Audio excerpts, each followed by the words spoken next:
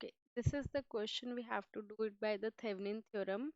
First step, open circuit RL. I'm removing RL in this case, and always mark as I took A and B terminal, right? Next step, step number 2, calculate VTH, means we need to calculate VAB. As you know that we can't move the path where current source path. So that would be AC plus VCD plus VD, right? PAC is what? IAC into RAC. RAC, so I'm writing directly. PCD is what? 18 volt, and VDB is what? 0, because as you can see, no resistance is there. So now our main focus is for the calculation of IAC, correct? You are moving from A to C, then current should also move from C.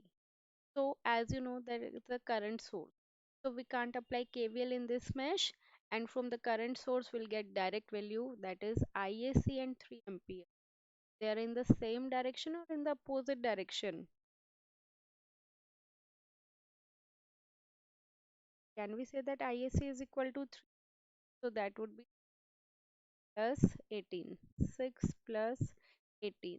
That would be equal to 24, right?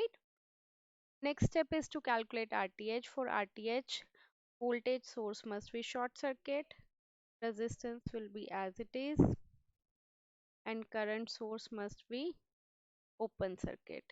So again, you are moving at A, you are standing at A, you need to move towards B.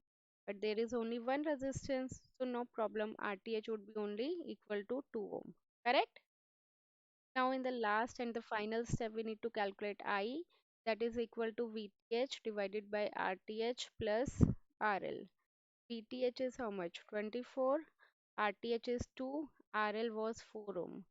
That would be 24 by 6. Then we'll get the value for current. Understood?